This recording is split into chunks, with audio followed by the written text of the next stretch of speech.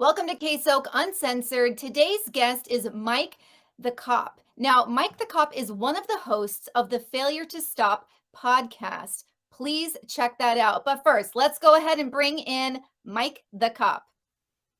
Hey, how's it going? It goes. How are you? I'm doing well. Thank you so much for joining us. I really appreciate it. 11 years in law enforcement, and then you transitioned over to comedy, and really you're fighting the good fight with everything you do with the nonprofits. But first, talk to me about how did this transition take place? What led you to stop being a law enforcement officer and transition into what you're doing today? Yeah. So I had really my transition was a two-phase thing. So now that I can identify as a non-cop now, I was the just smirking to transition myself because the word transition right now means so much. So thank it's you so for doing that. nonsense. But yeah, I Yeah. first went from full-time police work into part-time police work.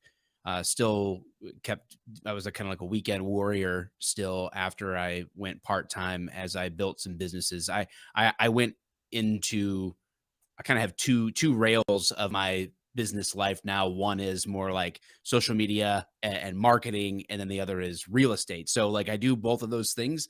And they're both very closely related in my world. But that was the first phase, and then the weekend warrior thing came to an end right as the lockdowns kicked off, and the writing on the wall between the mandates that were beginning to happen at the police level that I was completely and entirely unwilling to participate in, and the season of life where prosecutors were having a field day with cops. And Right. I was one traffic stop away from doing my job, but throwing away the years of hard work that I've done outside of police work from my family, and I just was unwilling to give that. I'm not willing to give Absolutely. that to the haters. Yeah, that was really good timing. That's what I was trying to figure out is was 2020 the year of departure? And it sounds like it really was, even though there was a transition period leading up to it. Yeah. So yeah, really good time to get out. And that, what you're speaking about is something I'm very passionate about. And is the DAs, especially in blue cities, they don't prosecute crime anymore. And so therefore, as we know, when you don't prosecute crime, there isn't a deterrent for criminals to stop committing crime. And so that's a huge, huge problem that not enough people focus on, and not enough people even realize that that's really the root of it, in my opinion. So I'm curious. So you may or may not know, my husband is a police officer in the Portland area, and so really been put through the ringer for the past 2 years. Hmm. And what are your thoughts on, or what were your thoughts when you saw in 2020 everything going down in Seattle and then in Portland? It's a self-fulfilling prophecy. People for years were claiming the police are corrupt, the police are the problem, and then the police got out of the way, and everyone got to see that they weren't really the problem to begin with. It was the morons themselves chanting that the police were the problem, that were the problem. It was exactly what you would expect from people who want to bash the police for years, and then take the police out of the picture and reduce their enforcement authority. And you get Portland, you get Seattle, you get LA, you get Chicago. That's what you get. And so that I've been preaching that for years, which is that if you get rid of the good cops, all you're going to be left with are a bunch of yes men on one Yes, side, or you're going to get corruption. You'll get cops that uh, they're they're on the take because the good cops are gone. And smart cops are leaving. And right. I don't blame them. I think we kind of need to have that little bit of refining or purging, culturally speaking, and that's why we see Minneapolis coming back with $6.4 million to entice people. We have Portland sending out to all the recent retirees, begging them to come back, enticing them Right. to try to come back to the job because they created their own shit show, if I'm allowed to Yeah. say that. Yeah, they And sure did. They and sure did. I hope that guys don't go back. I hope that I people disagree with me, and I do think we need good cops, but I Right. think that good cops need to move. flee these cities. Right. Go where you're respected, go where you can do your job, and let them burn. And Right. then they'll come back and go, "You know what? We need good cops back." "Oh, okay, Right. cool. Well, here's the terms." Right. We have to smash the political monster that is controlling policing. Yes, amen. I mean, seriously, it's really tough. And when I think of oath breakers, talking about the police that are just the yes men, the ones that are just doing it for the paycheck, or the semi-corrupt ones, I have been calling out the NYPD. I think this is a big thing where people, I back the blue, but I don't back every single police officer. If someone is an oath breaker, and this is something I've been very vocal about, even though I'm married to a law enforcement officer, if someone is an oath breaker and they are arresting somebody for a mask mandate, or not having their papers, their vaccine cards, I am calling them out. And the one I've seen the most is the NYPD, and I'm constantly tagging them and calling them oath breakers. I think things have calmed a bit, but I think but that, a lot of them got a lot of the cops in New York were getting a raw deal only because people that are liberty minded, they have to understand the double-edged sword that is liberty, right? And so in the one sense, we don't want mask mandates because we believe them to be unconstitutional, and one person, whether it's a mayor, a governor, or a president, cannot determine everything, and that's anti-constitutional, it's anti-freedom. But private property rights are another thing, and a lot of the viral videos that came out of New York, where it was that concept of enforcing mask mandates, really what they were doing was enforcing private property rights, which is fine. I'm an extremist when it comes to private property rights. I think you should be able to have a whites only or a black only business or a Jewish only business, or a I don't care. I just won't go to your place. You know what I'm saying? Like, I'm an Mhm. extremist when it comes to that. So if somebody at a pizza place says you can't eat here unless you show us a vaccine card, fine. Well, then the police are just enforcing a private property right if they're going to kick somebody out who says I'm not leaving. You know, Right. so Wow, that's like the police that are enforcing a mask mandate in public spaces, that I believe is a violation of your oath, and is contrary right, to the right. principle of liberty. If they are responding to a private business who says I don't want these people in my business, well, then the cops just doing their job, whether that's because of a mask mandate or a vaccine mandate that the private property owner doesn't want them there. But if they're enforcing it on principle, um, then that's where I would draw the line. Yeah, it's like I hear what you're saying, and I totally agree, except for the fact that I feel like these businesses they wouldn't even have these standards in place if it wasn't for the fear of the government slapping them with fines or with fees or shutting Sure. them down. That's the part that really irks me, is Yeah, I they're have a not ton of doing it respect because for they the businesses that truly stayed open. feel like, I don't feel like these pizza shops, right, truly feel that they need masks on all their patrons, or that all their patrons need to be vaccinated. I feel like they're doing it out of fear of repercussion from their Sure. city leaders. So that's the part that it's like I totally see where you're coming from, but that's the part where I feel like what's the derivative? And to me, it's just really horrible, tyrannical leadership. Hmm. Yeah, Uh, there's no doubt that NYPD is led by a complete douche, and so is the city. amen, I mean, amen to that. I mean, that's seriously. there's no way around that. You don't get to that level of politics and stupidity without, you know, Yeah, bending over and taking it exactly. from a party. Yeah, Well, I exactly. don't jive with any of that. I have to pivot a little bit back to your law enforcement career. So okay, so here's one thing, and I don't know how you have been with your family, but like I want to know all the details. So like when my husband comes home, I want the gore, I want everything. One, I think it's really good to keep him talking. Like I feel it's good. He could compartmentalize all day long, but I feel like I've had this like this open door policy, like tell me.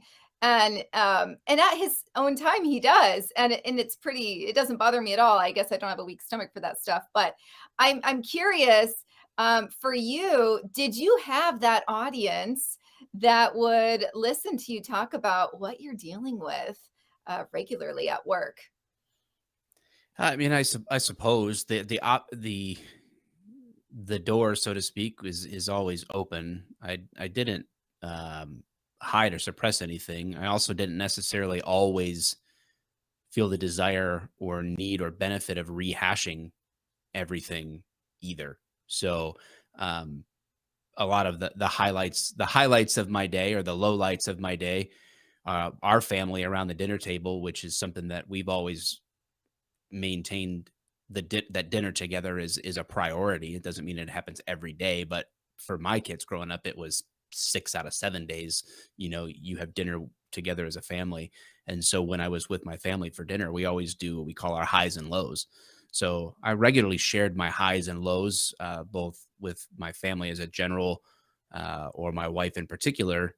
But that doesn't necessarily mean I shared every detail or every thought, for any number of reasons. So I think I had a healthy balance there without needing to give every painstaking detail. But Yeah, the general ideas, yeah, the highs and lows of the things I that you like that. see. I don't need to give gory details, nor do Yeah, I think it's always appropriate to do so, even with right, my spouse. But the general sentiment of right. something that was difficult or awesome could be shared Yeah, for sure. yeah. No, I love that, I love that, and I back to, like, having dinner at the table as a family, we try to do that at least, like you're saying, like, 5, 6 days a week, like, that's something that's a priority for us too, and I do feel like we should implement we don't do the highs and lows right now, but I think that's Yeah, it makes for awesome to good have dinner that conversation. structure. Everybody's highs and lows. Yeah, I think that's fantastic. It's a great practice. But yeah, I'm probably just the sicko. I fall asleep listening to true crime, so the sicko that wants to hear all the details. But Sure. yeah, I'm probably one of the rare ones, I guess. Well, I appreciate you sharing that with us. I think that that's fantastic. I want to talk about your nonprofits that you're involved in, and one that really stood out to me was humanize the badge. Right? Am I getting that right? Humanize the badge. Yeah, humanizing the badge. Humanizing the badge, like Mhm. that can you talk to me about that nonprofit? Because that one just speaks to me. Yeah, where we're at these days is we draw attention and leverage the power of social media to bring awareness to the good things that people are doing in their community, either as cops or with and for cops. So really bringing both sides of that community coin together.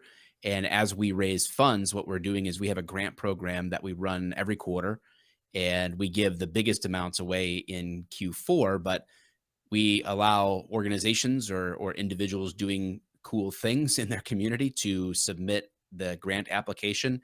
We have a group of people that review those and then filter that to our board, and we give these grant awards, and we have someone on staff uh, posting and sharing all sorts of positive things happening in communities across the country when it comes to law enforcement. And so, um, when you want to check that out, ever humanizingthebadge.com, and we have it'll say at the top like grant application. So if that describes you, then we do that. And that's basically the bread and butter of humanizing the badge right now. So that we're fans of saying our name is the mission. That's just what we're trying to do, and we're leveraging the power of social media influence to draw people's attention to that.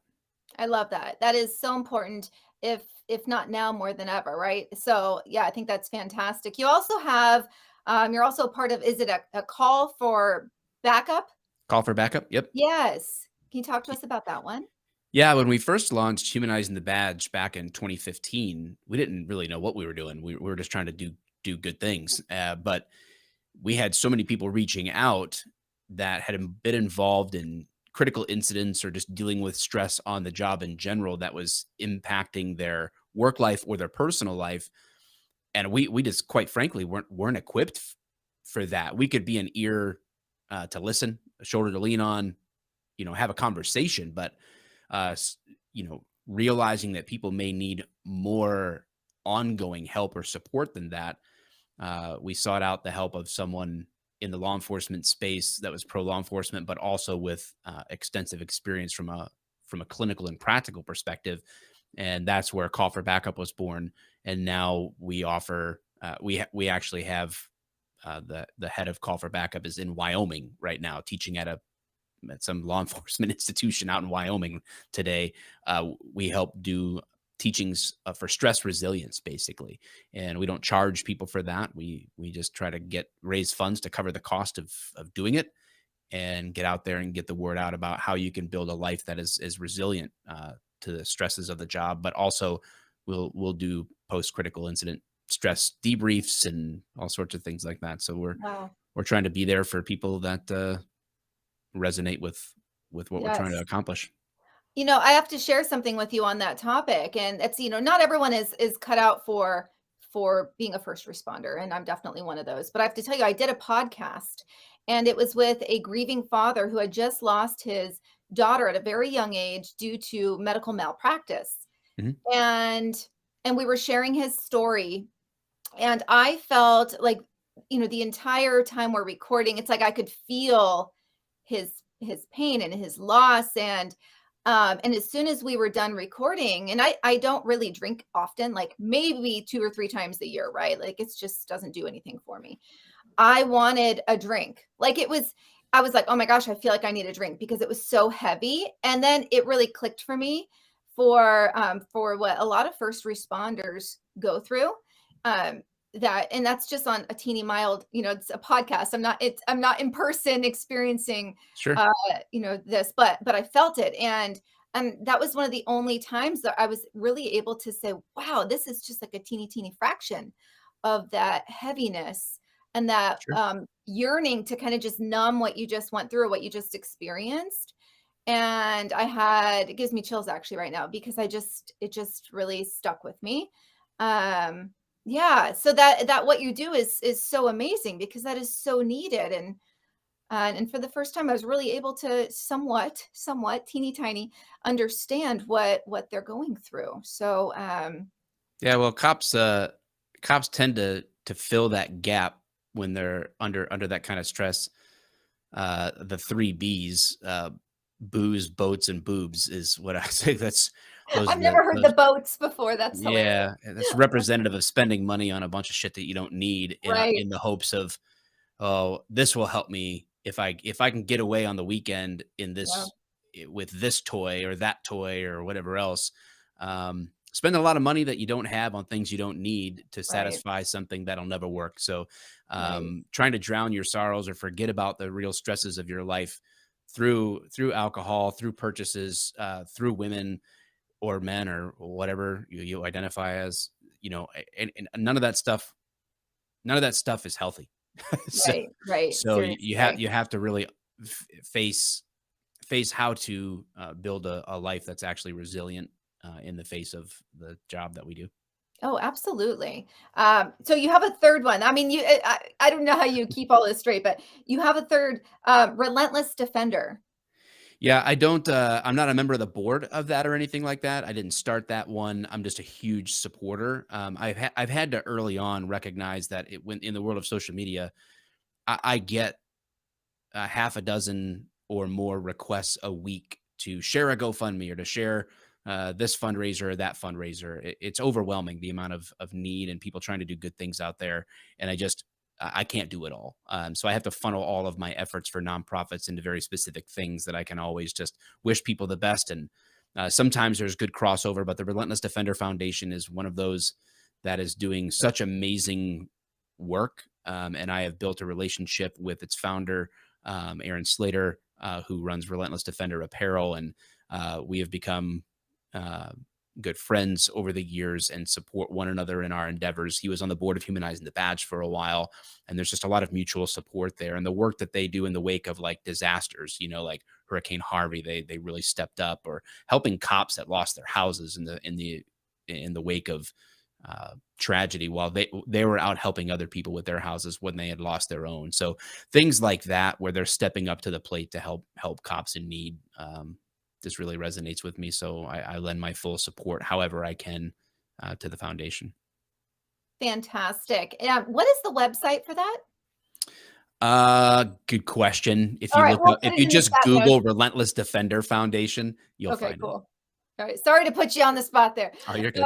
We'll get that up there. That sounds awesome. You're a part of so much, and I just think it's so incredibly important. And you're right. There is an endless need for, I mean, to help people. I mean, it's wild, and it just breaks my heart every time I'm going through and I see a GoFundMe, or What is it? Give, Send, Go. That's the one I'm supporting now.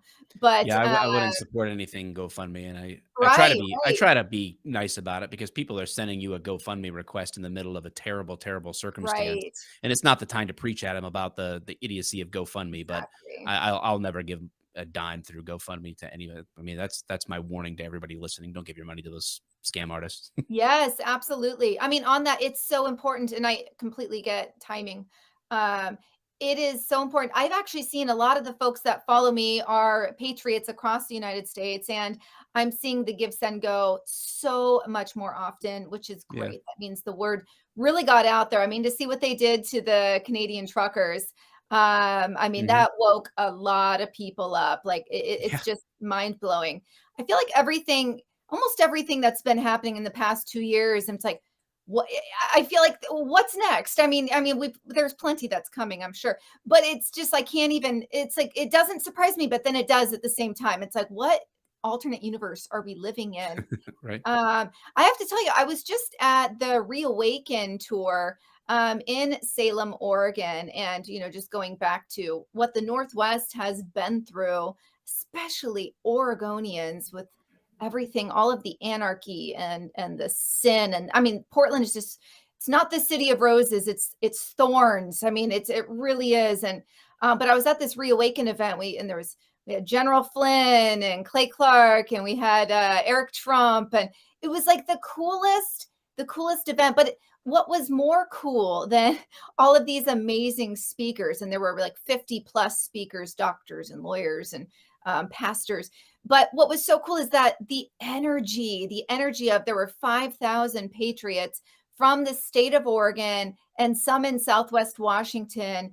And we are just so thirsty for connecting with other like relentless defenders, freedom fighters, truth tellers. Like Hmm. it was so powerful to be at an event where there are so many people that have been through so much. And Yeah. like in our region of the country, we've just really been trampled by just tyrannical leadership. And I felt for the first time in a long time, I felt really hopeful Good. about what Oregon's future and potentially Washington State's future has in store. And I just thought I'd share because it's like, I ask about policing in Seattle and Portland, and it's just been so incredibly sad and disheartening. And the innocent folks, like residents like myself, we're the ones that really get hammered on it because if we need police at this point in time, it's like you just have to be able to help yourself Yeah. because there's a massive shortage in both Yeah. states. But Absolutely. cool things should be coming out of Oregon and Washington. Now, are you in? Let's see. Are you in the Detroit area Yeah. still? Yep. Oh, you are. Okay, great. So what's the word on the street there? How are people feeling? Man, there's been slow, good progress here. I mean, it's still a blue state, but it's borderline, And blue or red. Neither one of those are my hope. They're all equally disastrous. Right, But you know, there's there's definitely the average person here wants freedom. I think right. everybody ultimately wants freedom, and I think that they want it sooner than later. But we'll see. Too much comfort leads to too much giving up of our rights. It's Exactly. sad, but it's true pretty much across the political spectrum. As long as somebody has the entertainment that they want and the coffee drink or beverage of their choice in their hand, they just kind of like go along to get along. That's how most people are built. So Right. we have to have enough people that are willing to stand up and say no, not going to happen. Right. So Exactly. Well, you're spot on. I mean, that's one thing, really something that got us in so much trouble is voting down party lines. And like you said, it's like red, blue, like there's issues on both sides for sure. And I think really as patriots, we need to ensure that we are not allowing these rhinos to get in. And it's so amazing when you look at what I'm doing right now is I'm going to be co-hosting the gubernatorial debate for the state of Oregon for these nice. grassroots Republican candidates. And because our local media channels are not giving anyone that has not earned $750,000 a stage. And so, and then it's That funny. seems fair. Yeah, yeah, totally fair. And it's like, okay, so you know the folks that have these donations or have this amount, they're like bought and paid for, right? By the Republican Party or whoever. And so, gosh, it's been a wild ride just trying to really wake people up to like, don't just vote down the party lines. Like, look at the history of the individuals. Like, let's actually take a few minutes and do our due diligence. So yeah, I'm glad things are slowly waking up there. I think the same here, but it's a slow road. And you're right. I mean, people are too comfortable. When they're too comfortable, they get complacent and just expect it to always be the way it is. And the main theme of the speakers at the event I was at were like, have food and water ready, have some basic medical supplies at Mhm. your house. You might not be able to get those. I mean, one doctor was like, anti-diarrheal, Tums, ibuprofen. Like, it's like, I've been doing this. I've been stockpiling this stuff. And my husband thinks I'm a nut. And I'm like, no, like that's like legitimately likely in our future that this Well, stuff you is gotta just do the math, right? I mean, look at how many people freaked out at the beginning of COVID because of toilet right. paper. These Right. idiots are out there fighting over toilet paper, and the reality is most families in this country live paycheck to paycheck, and so it's Right. gonna take less than 4 weeks for everyone to devolve into animals if our economy, Yes. suffers a pretty tough collapse. Exactly. You're so spot on. And I was one of those people who refused to give in to the whole hoard toilet paper. And I ended up having to use RV toilet paper. That is all they had at the store. It's like tiny little RV rolls. But I was just like, I will not be one of these people.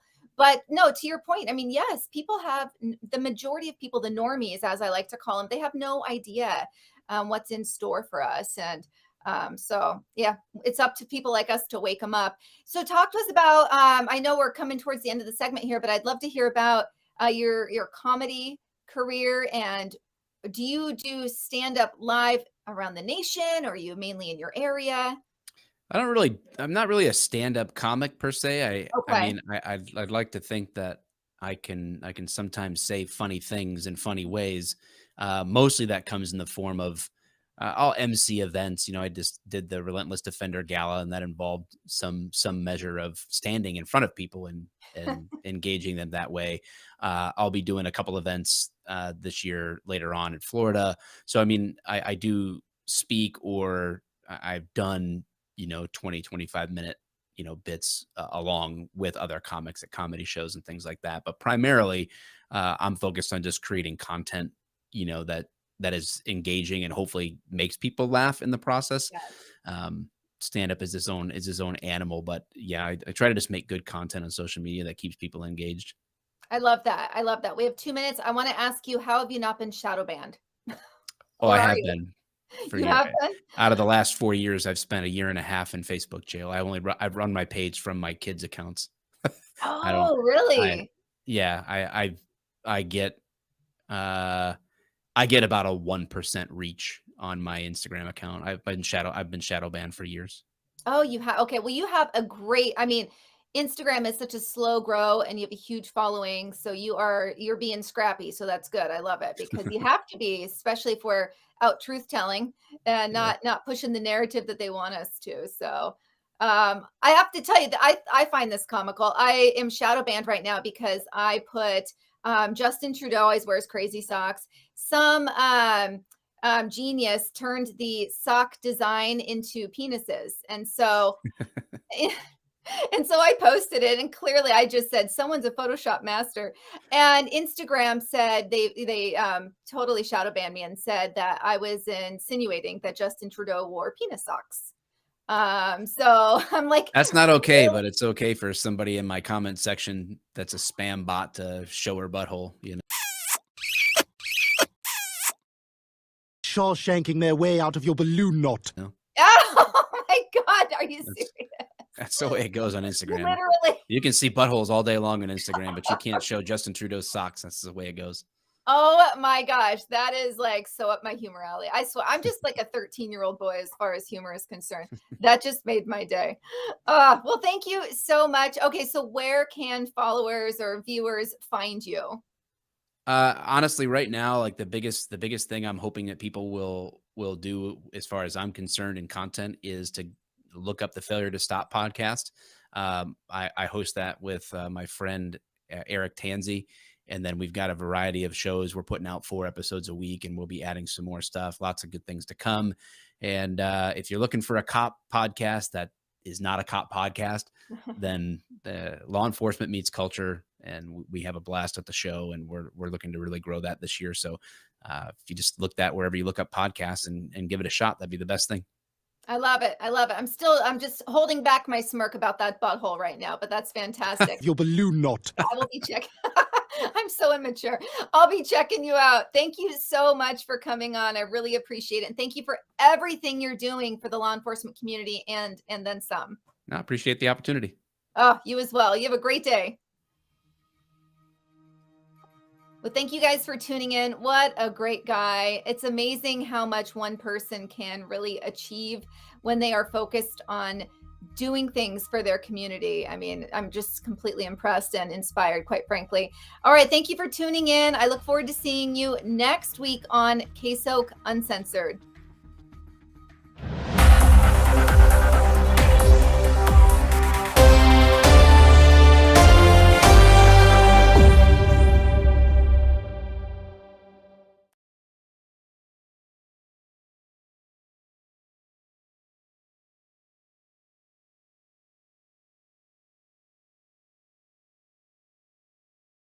My name is Joey Lynn Massaros.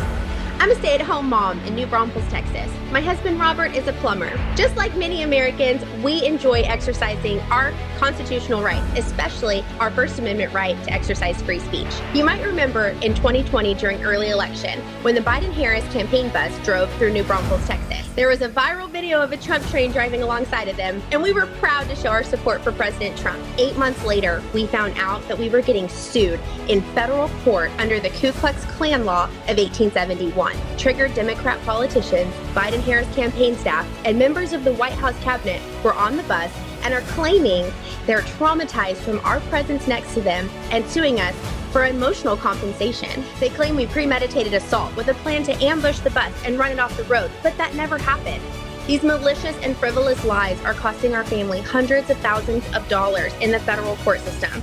We need your help to fight back to defend free speech, not just for our family, but for all Americans.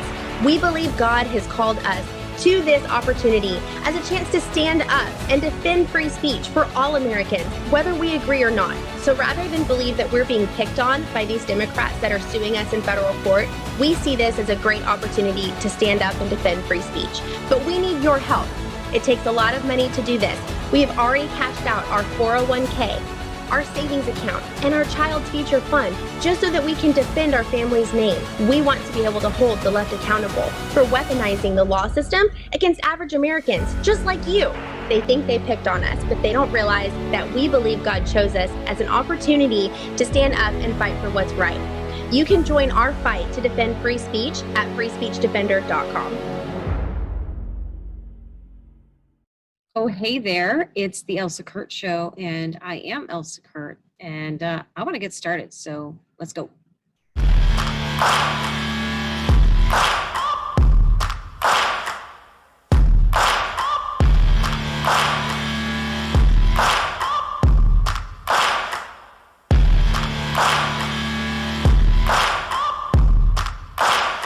All right, party people. So let's start off right away talking about the latest, greatest thing going on, which is the end to the mask mandates. So this week, as you most likely know, a federal judge in Florida struck down the federal mask mandate from the Centers for Disease Control. An extensive number, I'm reading for you right now, an extensive number of executive branch agencies have acted in authoritarian manner through the COVID era. OSHA infamously attempted to cram down a vaccine mandate on every private employer in America. A policy struck down by the Supreme Court. If you'll remember, the CDC blocked evictions for over a year based on the premise that millions would be thrown from their homes if they didn't take action. But the CDC's travel mask mandate has been particularly annoying for Americans. Yeah, it has, except unless you're, neurotic and paranoid and delusional and actually think that these things are protecting you and working when they clearly are not, because the proof is there. So yeah, so I just came back from Florida on the morning after the federal judge struck down the mask mandate on public transportation. So that was really, really cool. I'm not gonna lie, I was a little nervous. I didn't know what, well, I was flying from Florida, so I knew Florida was gonna be fine, and flying into Connecticut. So I was very curious because I, absolutely had no intentions of wearing my mask at all at any point in time during this process. And I was very, very curious and a little nervous to see what they're, I'm not, you might think that I'm confrontational. I'm actually not. I'm one of those people that you really got to poke the bear, like pretty hard to get me riled up and to want to fight you. Obviously there's certain topics I'll definitely fight you on, but generally speaking, I just want to do my thing and live my life and not be bothered and not bother anyone. And, that's just the way I am. I think that's the way most of us are, really, right? So, so we got to the airport. I was flying with my husband and my mom. And my mom was nervous. She doesn't really watch all of that stuff. I mean, she watches the news and everything. But she's not like, fanatical about it or anything. And she's a little up there in years. I'm sorry, Mom. I know you're probably going to watch this and yell at me for saying that you're up there in years. We're all getting up there in years. All of us are. It's not a dig. So she was nervous about not wearing the mask, but thrilled to not wear it as well.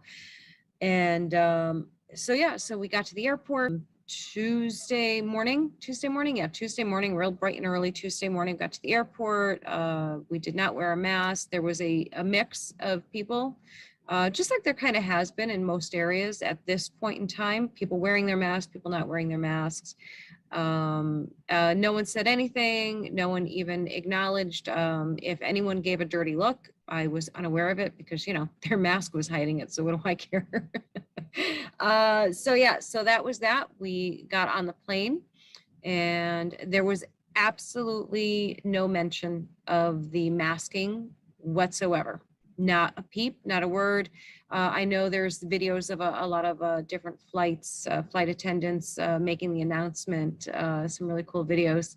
Masks will be optional this evening for all crew and passengers as well. Masks now optional for employees, customers, following the White House. It's over immediately. Congratulations.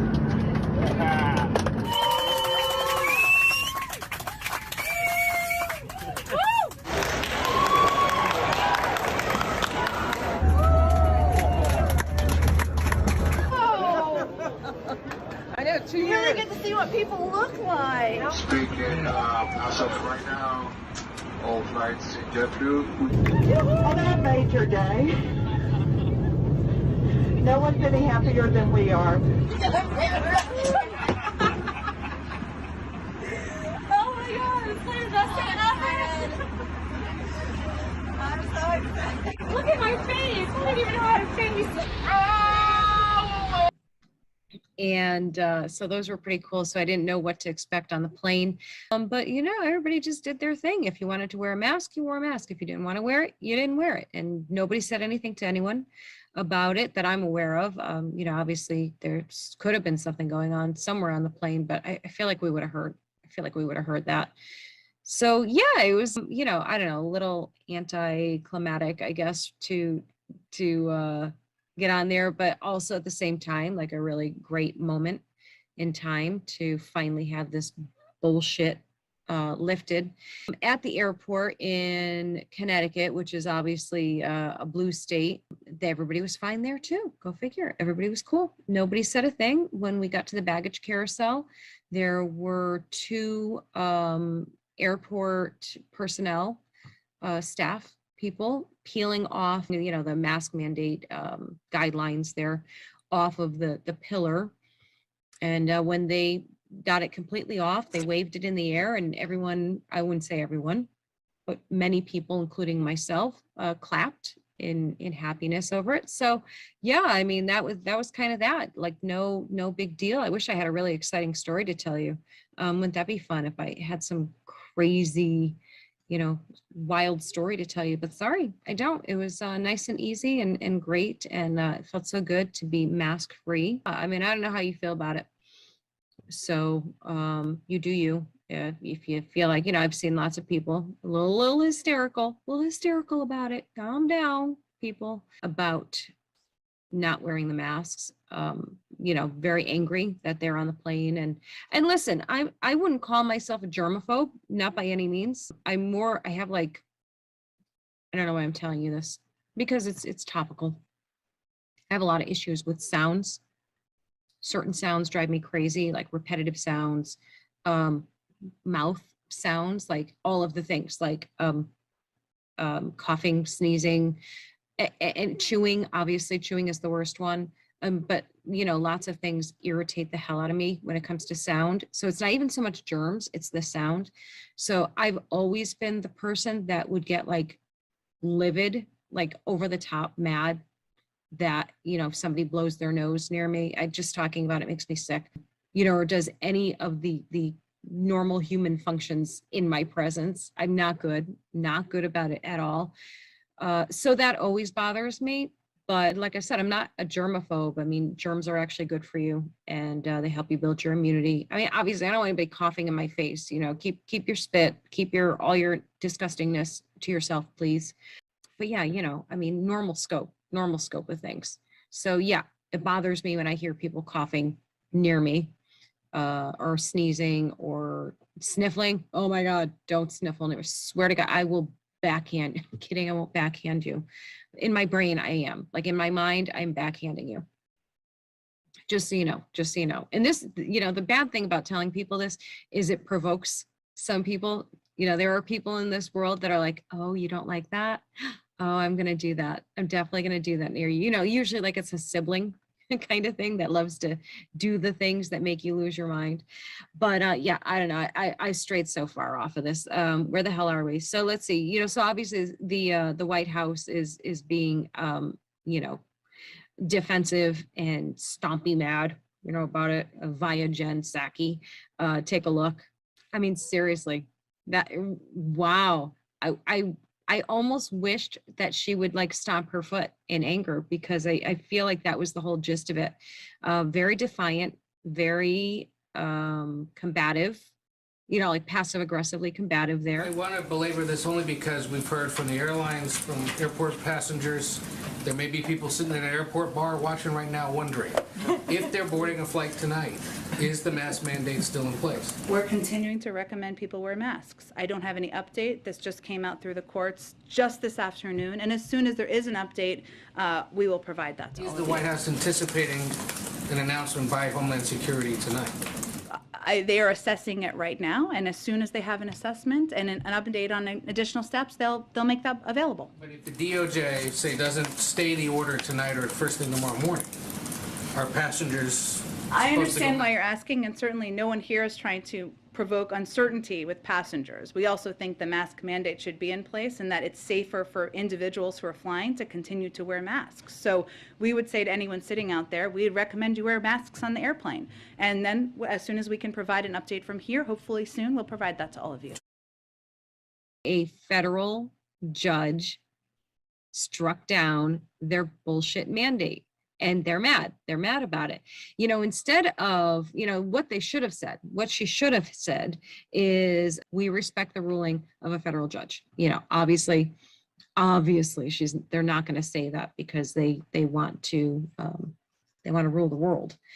But yeah, so that was that. So I got a chuckle out of it, but it also kind of made me angry at the same time. Like, how freaking dare you, We expect no less at this point. Yeah, the typical hypocrisy from them. If you remember, Pelosi just got knocked down pretty recently with COVID, and we have video and images of her embracing and I think even kissing the cheek of Joe Biden, and then Psaki saying this. Go ahead. Thanks, Jen.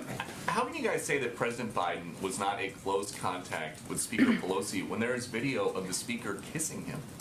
Well, Peter, the way that it is defined is by the Center for Disease Control, the CDC, and their definition of it is 15 minutes of contact within a set period of time and within 6 feet. It did not meet that bar. It does not mean that that no one will get COVID around the world who does not have a close contact. It just means we are defining for all of you whether the president and their interaction met the definition of the CDC of a close contact. Yeah, I mean, who's listening to them anymore? Really? I mean, I know people are listening. I know there are people out there because those are the people that comment on my videos, you know, very angrily at me for daring to say things that they disagree with. You know, whatever. So that's that. So that is some exciting news. Celebrities are in the news. I mean, when are they not in the news, right? You know, those are everybody's favorite distraction, I guess. And to a degree, myself as well. I can't help it. You know, as much as I cannot stand these people, it's kind of, I kind of equate them to watching like a traffic accident. Like, you don't want to look, but you can't help but look. You know what I mean? You're like, you know, you don't look. And then your eyes are going over there and you're like, all right, I'm looking. Oh God, I don't want to be seeing this. Yeah, it's like that. That's how I feel about it. So the latest thing today, I just read today about Alec Baldwin, who is basically cheering for himself that whatever findings that just came out. So he is basically saying he is blameless. He's completely blameless. Ha ha, I told you so. Nah, nah, nah, nah, nah, nah. That's his attitude right now. No, I mean, this is like the prime example of the sickness of these people that, you know, even if a judge or, you know, whatever court finds him not guilty somehow, it's beyond me how he is not culpable for his part in this. He literally held the gun and fired the shot that killed the woman and injured another person. So I don't understand really how he gets away with no consequence whatsoever, but that he is, you know, that's like a whole other thing, but that he is so callous and dead inside as a human being to feel nothing, to express no sorrow, no sadness, no sympathy, no anything other than his own selfish things. And yes, I know somebody's going to say, well, you know, he can't really say if this is in court, he can't, because I think the husband is suing him, as well as, you know, obviously probably everybody else that's a part of this production company and movie set. You know, so yes, I know legally, if he says anything, it's damning, blah, blah, blah. But there's no way around it. Like, that's the part that gets me. There's no way around this. He held the gun. He pulled the trigger of that gun. The bullet from that gun killed that woman. You are, even if it was an accident, even if you didn't know there was a live, real bullet in that gun, you still caused the action with that consequence. So how do you not even acknowledge that in any way, shape, or form? I don't know. It's just gross to me. It's just gross. I think it's disgusting. And I think he's disgusting. I think he's a piece of shit. So, and by the way, sorry to my producer for, it's like the third time I swore. Sorry, bud. Yeah, you know, I mean, it's just stuff like that that really, really makes me angry and disgusted, and just confirms my you know, that I'm right. I'm right. They suck. Another one that's big in the news right now, celebrity, and I apologize to keep talking about celebrities when we just talked about not liking these people, but Johnny Depp has been obviously in the news with his court case with his ex-wife there, Amber Heard, and their big drama. If you don't know what's going on, the gist of it is she accused him of spousal abuse, of being abusive physically and mentally, I think, abusive to her, which he, of course, has denied. She's basically destroyed his career. to a degree, to a large degree, I think. Yeah, I think he got booted from the Pirates of the Caribbean franchise, right? And, so obviously he's fighting that and counter claiming that she was the abusive one. And if you look all over social media, and for me in particular, TikTok is the one that I peruse the most. That was me scrolling. I was scrolling. That's, where I get my info, my stuff and things for that nonsense. Yeah. And you have it's mostly, or maybe it's all team Johnny. I don't think anybody's team Amber. But there's also people who are not fans of Johnny Depp and not fans of her either, so my opinion, I don't actually care. Once again, we're in a situation where I don't I don't really care what happens to these people. There was a time, a long period of time where I was a fan of Johnny Depp. I will go so far as to say, I loved Johnny Depp. I loved his characters. I loved him since 21 Jump Street. That's how old I am. Even older than that. I was probably already, I don't know, must have been like a teenager at that point. Loved Johnny Depp in everything that I probably saw him in. I didn't see, I'm not that big of a fan that I've seen everything he ever did. But I particularly liked Captain Jack. I mean, I don't know. God only knows why. I have no explanation. I'm sure any other woman that, has an affection for the character, Johnny Depp's character, Jack Sparrow. I don't know why we love him. I don't know. I'm sure there's some psychology behind it. He's a bad boy who deep down is kind of sort of good, but he's actually bad. I don't know what it is. But yes, I loved that character, and he obviously loved playing it. In fact, I don't think he's ever gotten out of character. I think he adopted that persona quite a bit in his real life. I don't know. Is he a method actor? Maybe that's it. And he got too far into it and he can't get out. I don't know. I don't know what these crazy people do. I don't know. Am I supposed to not call him crazy because then I can get in trouble? I don't think he's actually crazy. Do I? I'd have to put too much thought into it to decide that. So we're going to leave it there. Anyhow, so here's some little bits and pieces from their court stuff. If you have not been keeping up on it, gasp. Good morning, sir. Good morning. How are you today? All right. Good. See you today. Good morning. How are you today? Good morning. Good morning.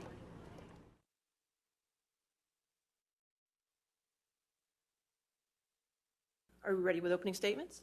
A respected artist whose name was associated with success at the box office. Today, his name is associated with a lie. A false statement uttered by his former wife, the defendant Amber Heard, that falsely cast Mr. Depp, falsely and unfairly cast Mr. Depp as a villain. All right. And so moving on. I mean, that was enough time on that, right? We are going to talk some more about Elon Musk and his saga, his drama, this like dynasty of billionaires. I don't know, billionaire dynasty. Well, I don't know. Those people were like millionaires, weren't they? I don't know. I didn't actually watch Dynasty as a kid. Never got into it. I don't know why. Apparently everybody loved it. Anyhow, sorry. Musk, I'm reading from the Daily Wire. Musk announces he's secured funding for Twitter, details potential next move to work around unresponsive board. So this has actually been pretty fascinating, this whole thing. We all know who Elon Musk is. He's the CEO of Tesla, plus a bunch of other companies and corporations and SpaceX and all kinds of stuff. Very interesting dude. There's a documentary I actually want to watch. I'm sorry, I forgot the name of it. I don't remember the name. My husband told me about it, and it's on my to-watch list. And I'm just curious. I'm just curious about who this guy like really is, like what makes him tick and all that. Very curious, as is a good portion of the world. Obviously, he is a big topic right now. So all kinds of crazy stuff going on, like right out of you know, a soap opera, basically. So as you know, Elon Musk has been very critical of Twitter for a while now, very vocal on Twitter, criticizing Twitter, which I love. I don't have Twitter. I used to have Twitter. I may have still an account, but it's like deactivated. So I don't really actually know if I actually have a Twitter account anymore. It's inactive. If I do, I don't use it. I stopped using it a while back. I think even before they booted Trump off of there, I just got sick of it. I didn't really get any enjoyment out of it. So I don't know, maybe, I think I said before, maybe I'll go back. So Elon bought like a majority share in Tesla, in Twitter. And that sent everybody into a tizzy, everybody being everybody on this board. And they did not like that because they don't want him having too much of a say, because he's got some newfangled ideas that they're not keen on. And so that's the, you know, they've been sparring back and forth, war of words here. I'm sure lots of behind the scenes stuff going on, of course. And he threw it out there that he was considering buying Twitter. He was going to buy it, just like that. You know, he's got a, you know, I think it was like $46 million or billion. No, 46. Hang on, I have a billion. Sorry, my bad. 46.5 billion to purchase Twitter, which they don't want to sell. So the board was all like, oh my God, no way, no, can't do that, because then he's going to make it actual free speech on there, and people will actually, you know, the voices that have been silenced, like, oh, I don't know, conservative voices who are getting booted off of there and silenced essentially from a major platform, many major platforms. He's like, no, everybody should be able to say what they want to say. And they're like, oh, how dare you? So they enacted something called the poison pill, which I can't explain, so I'm going to have to read it to you, because damned if I know. So the board adopted a limited duration shareholder rights plan, which gives Twitter's existing shareholders, except Musk, time to purchase additional shares at a discount. So the desired effect is to dilute Musk's holding in the company and make the cost of a takeover higher or even prohibitive. So that was their, you know, sneaky little way of doing that. And as I read before in other spots and places, this is something that, you know, monster corporations do to protect themselves from hostile takeovers, which is what this would be, a hostile takeover.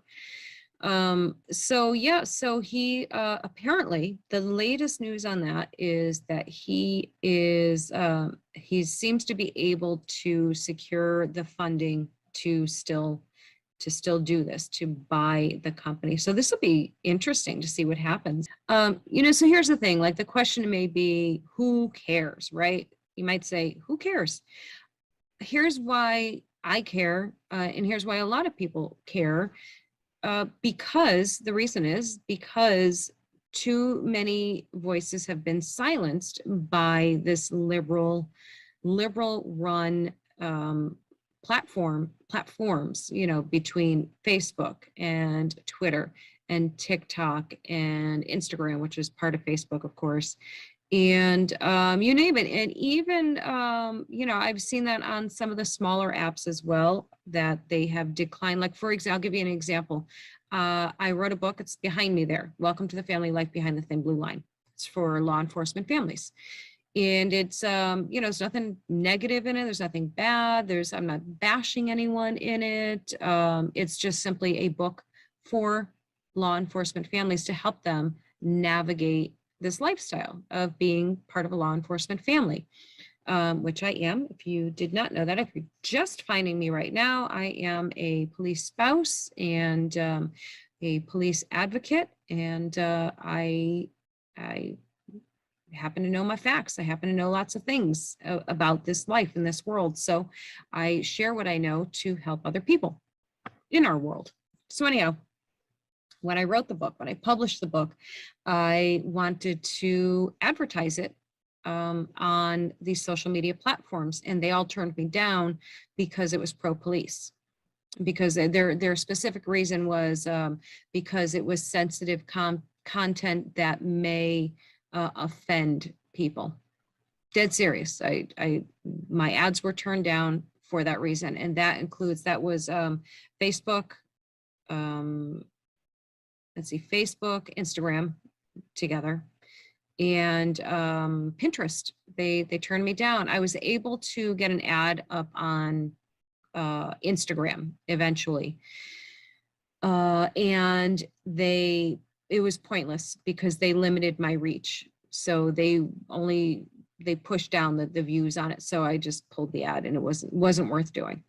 So yeah, so there's that. So they're all doing things like that. Now, there is absolutely no real reason to try and censor, wrong side, that side, censor this book. There's nothing inflammatory or derogatory or any of the ories in it at all. Nothing. It is pro-police, and that is what's bad about it. And that's what's happening across the board to vocal conservative social media personalities using their platform to talk about conservative values, to talk about politics, to do any of those things that go against their narratives and what they want pushed as far as messaging. So that's why, long way around to tell you, that's why we care, because these are the biggest platforms in the world, and the abuse of their power is not acceptable. And of course, the argument every time is well, they're private companies, they can do whatever they want. Yes, as private companies, they can, to a degree, do what they want to do. However, it's been shown over and over and over again throughout the whole election process, throughout the whole presidential race between Trump and Biden, that they were heavily influenced by political figures, and that is a no-no. So that's not okay. So yeah, so it is censorship, it is control, and obviously this is a battle worth fighting, really, because you cannot let one group control the entire narrative. That's authoritarian, that's tyranny, that's inviting all of these things, and that's what they want. That's what they're going for. That's the goal. They don't hide it anymore. They used to be covert about this. Now they're right out in the open. They're like, yay, socialism, yay. Yeah. So that's why we care. That's why you should care. I mean, that's my opinion. Can't make it care, can I? I don't think I can make it care. Made a couple videos. I'll share those with you because, as always, I crack myself up, and, maybe one of you two will get a chuckle out of my antics as well. We talked about Jen Psaki. I got a video about that. Here you go. I'm glad you asked that question. So, as you know, as we look at the implications of the allocation and the redistribution of resources and implementation of certain safeguards that will exponentially affect the changes that have and will take place as we enact measures to ensure our comprehensive strategy is as effective as we know it will be. I'm sorry, I didn't understand any of that. Can you explain? Well, I'm not really sure how much more clearly I can state that. I feel like it was very, very clear. I'm glad you asked that question. So, as you know, and I've got one more for you. This was sort of kind of by request. This was really, so the fun thing here about this one I'm going to show you in a second is, first of all, of course, the past weekend was Easter, and the White House did their Easter celebration there, and so much material in that for my TikTok videos.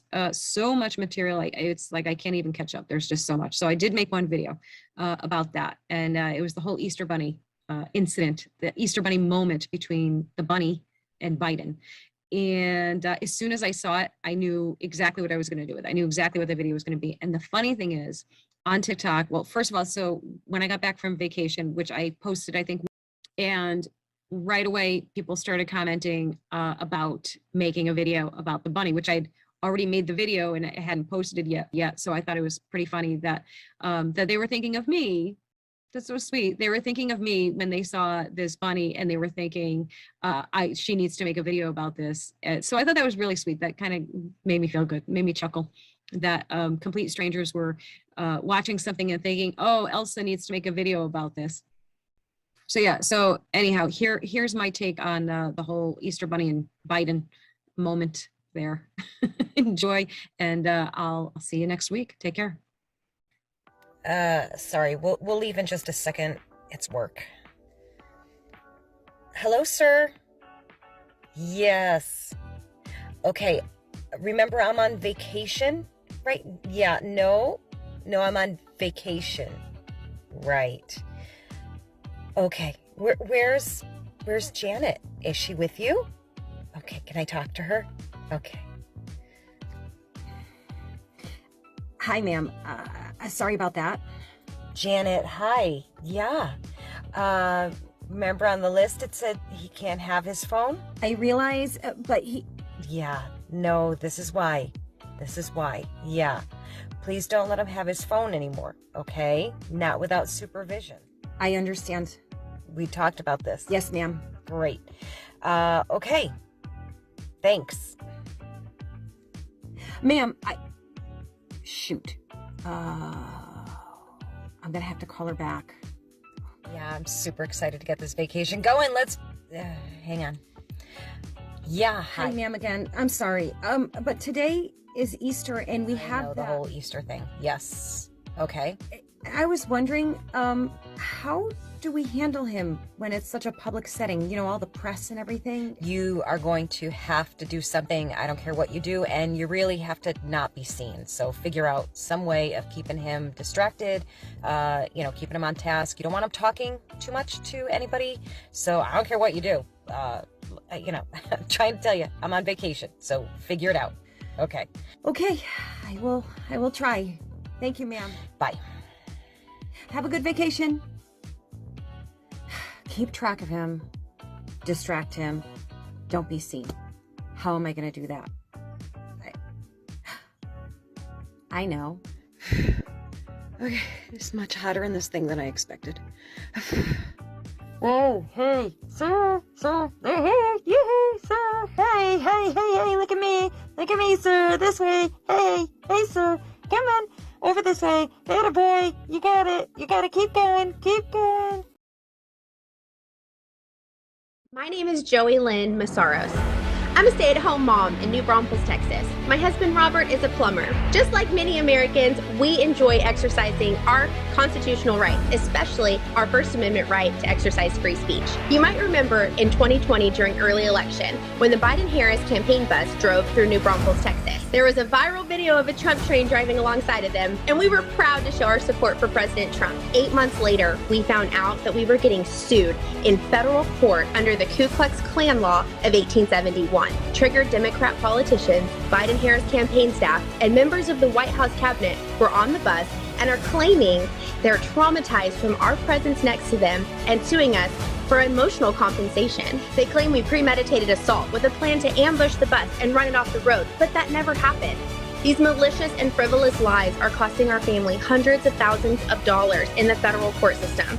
We need your help to fight back to defend free speech, not just for our family, but for all Americans.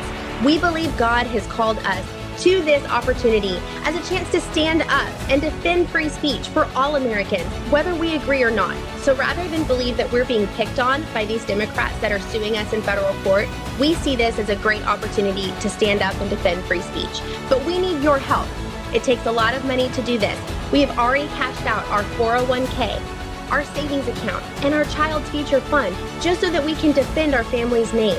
We want to be able to hold the left accountable for weaponizing the law system against average Americans, just like you. They think they picked on us, but they don't realize that we believe God chose us as an opportunity to stand up and fight for what's right. You can join our fight to defend free speech at freespeechdefender.com. Woke gun fear, Ketanji Brown Jackson doesn't know what a woman is, and more Biden lies. This is The Loaded Mic, and I'm Dan Wass.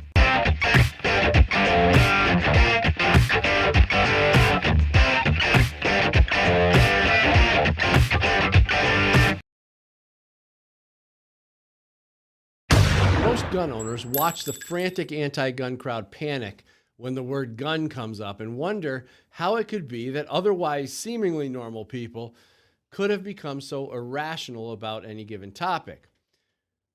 Propaganda is a powerful tool, and it's been used for centuries for the purpose of controlling the minds of large numbers of people.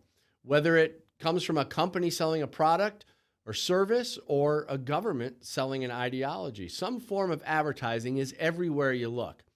Conditioning the beliefs of people through repetition shapes the way people think on a daily basis. So it's no surprise that this type of manipulation would be used to encourage people to fear guns, especially when the people doing the conditioning have something to gain from it. So while gun owners can't understand why the anti-gun crowd is so enamored with an irrational fear of guns and anger toward gun owners for not giving up their rights, there's yet another group of people in the conversation that often get dismissed. They're the woke. Woke has become synonymous with left-wing ideologically conditioned folks who tend to follow the left-wing doctrine regardless of their own internal conflicting beliefs. In many cases, folks on the left may recognize just how important gun ownership is when it comes to the topic of safety. However, they're taught that they must never go against the narrative that's being served at their political popular table. In their world, global warming, divisive racial conditioning, and the new idea that gender biology is a social construct have been the focus of attention. Gun fear conditioning may get ignored from time to time in pursuit of these other religious doctrines, causing the wokesters to possibly even consider guns as a viable option for self-preservation. You see, mental conditioning must be steady and consistent. Otherwise, our natural thought process tends to revert back to a logical perspective based on the realities within our environment. In other words, if we're left to judge the world based on actual experiences without belief conditioning, we're more likely to see the world as it actually is and start to think for ourselves. So during the left-wing riots of 2020, many who had not been previously inclined decided to purchase guns when they saw the potential for their own lives being at risk. Although many in the media tried desperately to spin the gun purchase surge of 2020 in a way that attributed it to the coronavirus, the truth is people living in cities that were being burned to the ground saw a different reality. According to the NSSF, there was a 60% increase in gun sales in the year 2020 over the previous year, for a total of 21 million firearm background checks. NSSF estimates, this is a quote, NSSF estimates that 40% of those gun sales were for first-time gun buyers, totaling 8.4 million new gun owners in the United States in 2020, end quote. So what happens in the mind of someone who's been woke conditioned yet still recognizes the importance of firearms for the purpose of protecting themselves? Well, the answer is you get a person with a very conflicted thought process who may denounce guns as a way of remaining faithful to their political religion while secretly supporting the right to keep and bear arms. The radical left seems to have taken on too many causes, and their failure to properly implement all of them into the thought process of their voters is starting to show. They can't keep up with the propaganda, and the little influence they have may be starting to wane. So I wanted to talk about that today with Anthony Diso. And that's it. No John today. No. So the idea that the left has all these different things, all these different stuff. I mean, whether it's gender, delusion, or whether it's open borders or you name it. I mean, I don't know why I'm going blank. There's so many of them that you can talk about. You can talk about CRT, abortion, any of the left-wing causes. So they have to keep the pressure on to keep people conditioned and believe in that stuff. So when they let up a little bit, like on guns, for instance, the left-wingers start to go buy guns because they want to be able to protect themselves. Contradictory, isn't it? Yeah. And it's you don't like guns, but you went out and bought a gun. Yeah. But then you don't like the guy who has the other gun. Right. Oh. So I wonder if they would, if these anti-gunners or these Democrats would actually vote for. See, here's the thing. I don't think they'd ever vote for a Republican no matter what. No. So some of them claim to say, well, I'm a Democrat and I'm also a gun owner. Well, I don't even know if I believe that most of the time. I think maybe it's just, maybe they got, an old rifle collecting dust in the attic or something, and they call themselves a gun owner. Yeah. Not a true gun owner. Right. Because I think if you're a true gun owner, you support the Second Amendment and you don't compromise on it. And I love the people who say, well, I support the Second Amendment, but there's the but. Yeah. But I think we need, comprehensive, gun control or magazine or assault weapon ban, all the nonsense. So I don't think that they really, I don't know. I've yet to see I've yet to meet a Democrat who is a non-compromise on the Second Amendment. In other words, pro-Second Amendment, non-compromise. I think they're all willing to fold. So then they're willing to give up that weapon that they bought? Like, here it is. Yeah. That doesn't make any sense. Yeah, well, I suppose that if they were told that they had to give it up, they would. Yeah, it's weird because I think we talked about it on the show before, but it almost seems like liberalism is almost like a religion or a disease. Well, yeah, or a disease, but I think that they would lean and gravitate toward that over anything. Why do they think? We talked about this last week, but why would they denounce religion so much? I have no idea. I don't know why you would not believe in anything. Did we just get dropped here from space? Is that what happened? Oh, well, that's not. Yeah, well, that even goes deeper into the conversation. But yeah, we came from somewhere. Somebody created us. Something keeps our hearts beating. Right.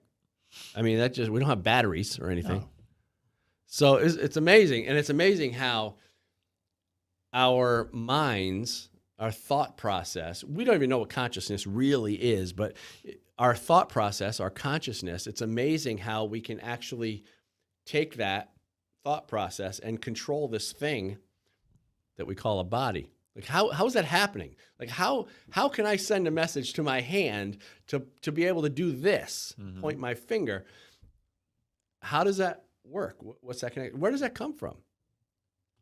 I guess we'll never know since nobody believes in it. I don't think we're evolved enough to figure it out. I think maybe another 1,000, 2,000, 3,000 years, we might start to understand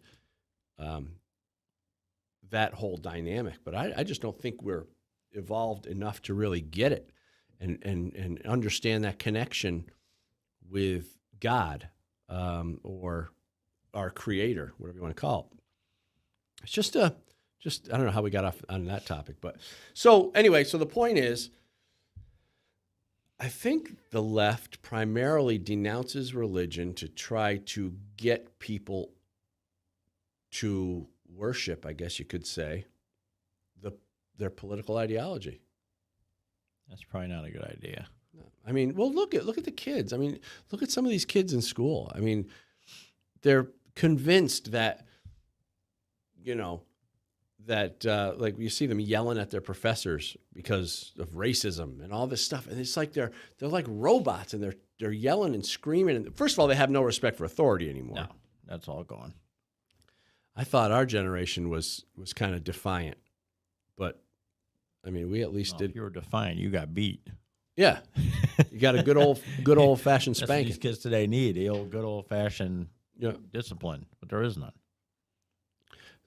But it's our generation that did it. I mean, we're the ones. Our generation's the ones that are raising these kids. And maybe not because we're getting a little older now, but maybe the people right behind us who were maybe born in the 80s. It's their kids having their kids. Yeah. At a young age. We glorify that too. There's just shows on MTV about 16 and pregnant. It's like, really? Is that what we glorify? Is that funny? 14 and pregnant? I mean, really? Is that what we do in America? Well, we praise that. It's not, it's just, it's that generation, I think. Those kids having kids who don't know how to raise a child and rely on their parents to raise that child. And then that parent can't do anything because they're held back by the laws of can't discipline anymore. I mean, I didn't necessarily like some of the rules and stuff that I was raised with, but it creates a structure. You know, you have like, we would have, dinner at the dinner table. We'd do it at a certain time. We'd have, dinner was at a certain time every night or whatever, and we'd go to church on Sunday. And I went to, religious studies classes and stuff one day a week, and stuff like that. It was just like, not that I think everybody should have to do that, but it did create some kind of structure in the life of a child, and then the child grows up to have some sense of, if I want to achieve a life, I have to do certain things and I have to take certain actions. And, I think it just helps. But when you have kids like freaking just running, just no parental guidance. I can't believe I'm even talking like this, because I would have never thought that I'd be the guy talking like this, because I was really rebellious, We all were, you too. But we knew if we messed up, we get beat or we get in big trouble. Yeah. Kids today have no respect for police, fire, authority, nothing. But that resorts back to the parent not taking care of the problem. But what's really interesting, and I can't explain it, is that somehow these same kids who are denouncing their parental guidance are all for a government rule. They just don't understand how bad that would be. Like, how do you mean? You want the government running your life? Well, I don't, but explain. I mean, but they don't understand it because it hasn't happened yet. But it's, we hear Biden talking about New World Order. What the hell is that? Yeah. What's New World Order? Yeah. What is he talking about? But these leftists are like, oh, New World Order. What are you ordering, Chinese food? It's not, we don't know what he's thinking or what he's trying to achieve with that wording. He's doing it a lot lately. Yeah. But does he even know what it means? I don't think he even really knows. But somebody's puppetizing him to talk New World Order. Puppetizing, I like that. You know what I'm saying? Who's the puppet behind the curtain? Yeah. Because Joe's not that smart. No, definitely not. And if anybody thinks that he is, I think they really need to take a look and listen to some of his interviews. I mean, some of the stuff He's a babbling buffoon. He has no idea what's going on. He really does. He doesn't. He doesn't belong there. I don't think he earned it either, but he doesn't belong there. And I think they might actually be starting to maybe even turn on him. How do they honestly, Democrats honestly think that he's going to run again? He ain't going to be here then. He's not even going to know who he is. He doesn't know who he is right now. And hopefully in November we change the Senate and the House to where we can start dealing with the major issues that him and his son have been doing. It just seems like politicians don't get the same treatment as you and me. Yeah, well, they definitely I had a laptop full of illegal activity, I'm pretty sure I wouldn't be sitting here right now. Yeah, and it's like it gets swept under the carpet. It's like, bye-bye. Yeah. And they're allowing they're allowing so much stuff to happen that is just so destructive for our country. I mean, I don't understand where they get. Well, like for instance, let me pull up this article here. It's pretty typical that of them to kind of give, they talk a good game when it comes to women's rights, but then they'll do things like let men, compete in women's sports, and that's what everybody's talking about. This one article here is saying congrats to Emma Wyant, the Olympic medalist who should have won the women's NCAA championship. And then you have Leah Thomas, the dude who beat her. I mean, who ranked 462nd in men's. Yeah. So he figures I'm never going to beat any man because I'm at 462. So maybe I'll just change my gender because that's the thing now, and I'll go swim with the women and tuck my wiener and call it a day. But then you got people defending him saying, well, he's on pills and hit. It's still a dude. Well, that's the thing. They will always find a way to justify their terrible behavior. There's no justifying. He is a man. I don't care how many pills he takes, how many hormones he takes, if he grows boobs. He's still a bone-structured dude. Yeah. Would you see the size of him? Isn't he like... He's huge. How tall is he? He's like 6 something, and the women are like 5'4". Or it's like, what are we doing? And the Olympic Committee just lets it happen because they're afraid of the repercussions. Why aren't they? Instead of just saying, listen, you cannot compete with the women because you are physically and born a man. Yes, you can identify whatever you want. You want to be a damn elephant? Go ahead. But you're not an elephant. You are a man claiming to be a woman and destroying world records, and the Olympic Committee should not be allowing that. And you know what? Here's the thing. They will literally take the term woman, and man and try desperately to intertwine this stuff. This is basic, fundamental biology stuff that I can't even believe we'll have to talk about. So, which brings me to to this next story that I want to tell. Now, everybody by now has seen Ketanji Jackson Brown, or Brown. What's her name? Jackson. Did I call her? I called her Jackson Brown, right? Well, she can be Jackson Brown. Ketanji Brown Jackson. And we have a clip here, and this is Senator Marsha Blackburn, just like destroying her with the most basic question you could possibly ask anyone. And so let's watch this. And this one is definitely a knuckle sandwich candidate. So let's watch this clip and talk about it. Do you interpret Justice Ginsburg's meaning of men and women as male and female? Again, because I don't know the case, I don't know how I interpret it. I need to read the whole thing. Can you provide a definition for the word woman? Can I provide a definition? No. Yeah. I can't. You can't? Not in this context. So I'm not a The biologist. meaning of the word woman is so unclear and controversial that you can't give me a definition? Senator, in my work as a judge, what I do is I address disputes. If there's a dispute about a definition, people make arguments, and I look at the law and I decide. So I'm not. The fact that you can't give me a straight answer about something as fundamental as what a woman is underscores the dangers of the kind of progressive education that we are hearing about. Knuckle sandwich. Yeah, that's what I wanted.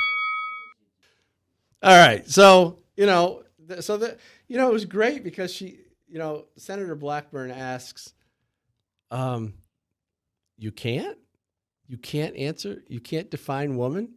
And she kind of laughed at her. It's like, how can you be so stupid? And the thing is, Brown Jackson is not stupid. She's just afraid she's literally afraid to define the word woman, which is, if that's the case, we are in such bad shape. What an embarrassment to our society. How do we move forward from this disgraceful woman, Ketanji Brown Jackson, not being able to answer? She's going to be a Supreme Court justice. How do we move forward from this disgraceful woman's behavior? How does the country move forward from this point? They're putting her in a position of power, which is pretty sad. And she's not a good judge at all. Her record shows. No, well, there was another thing is she also talked about she's on the board of a school. They were questioning her on this, and the school was teaching the kids critical race theory, basically teaching the kids that white people are oppressors and black people are oppressed. How does that help anybody, let alone a child? You know what it does? It disincentivizes both the white kids and the black kids, because the white kids are feeling guilty and the black kids are feeling insignificant. Why would you teach that? Why are parents allowing that? Because parents don't pay attention sometimes. They're stupid. Parents can be very stupid and just send their kids to school and expect that the teachers are going to do the right thing. Teachers aren't doing the right thing. No.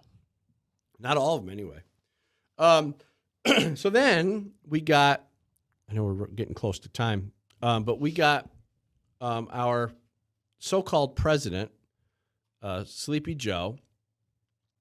After Biden's sanctions failed, because obviously we see what's happening with Russia. They're not paying attention to any sanctions. After they failed, Biden says sanctions were never meant to deter. All right? But prior to the sanctions, the Biden administration said countless times that sanctions were designed to deter Russia from attacking. So Joe Biden's lying again to cover up his miserable failure. So we have a clip that I want you to see, and then we're going to comment, and then I have one more clip on this. So go ahead. Let's get something straight. You remember, if you covered me from the very beginning, I did not say that, in fact, the sanctions would deter him. Sanctions never deter. You keep talking about that. Sanctions never deter. So sanctions never deter. Then why do you do it? Why in the world would you put sanctions on another country if it wasn't meant to deter? It's a show. He's putting on a show. You don't think Russia took all their money and put it somewhere before he was going to start the war? Do they really think Putin is stupid? He's not stupid. I guarantee you all of his money is in his palace. He's not stupid. He already knew they were going to sanction him. Joe Biden is a joke. He doesn't know what's going on. He thinks people are stupid, and he thinks he's smart. He thinks he's smart. He's not smart. Well, so the point that I was trying to make here is that he got caught in a lie. The sanctions that we put on Russia didn't work. And so now, of course, as typical Democrat would do, oh, well, I never said that. I never said that. But watch this next clip, because it shows you exactly what they were saying. Go ahead. Do you believe the actions today will have an impact on making Russia change course in Ukraine? That's not what I said. You're playing a game with me. The president believes that sanctions are intended to deter. The purpose of the sanctions has always been and continues to be deterrence. The purpose of the sanctions, in the first instance, is to try to deter Russia from going to war. We do see them as having a deterrent impact. Let's get something straight. You remember, if you covered me from the very beginning, I did not say that, in fact, the sanctions would deter him. Sanctions never deter. You keep talking about that. Sanctions never deter. We do see them as having a deterrent impact. You talk about a circle jerk of lies. I mean, I know. Why? How do people believe anything that comes out of these idiots' mouth? Yeah. I never said that. Really? It's right here. Your press secretary, your White House press guy, everyone said it was there to deter. I never said that. Yeah. I don't know how Democrats continue to vote for these people, but I mean, it's hard to trust just about any politician, although I have seen a few that I like and that I do believe in. But on the left, all they do is they'll just say whatever they need to say in that moment to get that little piece of whatever they need to do, make that little thing happen. And they just keep inching their way along, taking more and more of our rights and keep lying and saying whatever the heck they want to say. I just don't understand. Like, when will people start to realize? I'm sure like our parents and our grandparents were saying the same thing. When will people realize that we can't trust these people? No, this new generation is dumber than a box of rocks. They seem to just follow along with whatever and not really even think. Nope. You got to be able to think for yourself. They don't. You literally see it right there. These people are blatantly lying to the American people. Yeah. And these morons will still vote for those clowns in November. Yeah, and unfortunately, we have to deal with it because it ends up affecting us. Look at living in New York. All these knuckleheads voting for these Democrat governors. It's New York City. Most of upstate is red. You've seen it during the 2020. Yeah. It's New York City, and it's mostly because it's probably poor. Most of them need assistance. Republican in office isn't going to give them what they want. They vote for their needs, not the needs of the American people at all. That's a good point. So they vote on what they need, or they vote under, he hurt my feelings. So Is he hurting your feelings now? So keep them dependent. Right. That's what the Democrats do. New York City is dependent on a Democratic mayor and a Democratic governor. Because if you didn't have either one, they wouldn't have their free money coming in. Yeah. So I wonder what would happen if you get all those. I just think about what would happen if all of a sudden, all at once, welfare and all these social services were just completely cut. What would happen? I mean, we would have probably a freaking tragedy. We'd have people there'd be homeless everywhere. All free for all. Robberies. Yeah. It wouldn't be good. So I think that, as much as I despise the welfare system and how bad it's got, I think we need to get rid of it, but we need to probably do it slow. I wish we had some politicians with common sense and would start slowly weaning people off of this stuff. Yeah, Democrats love it.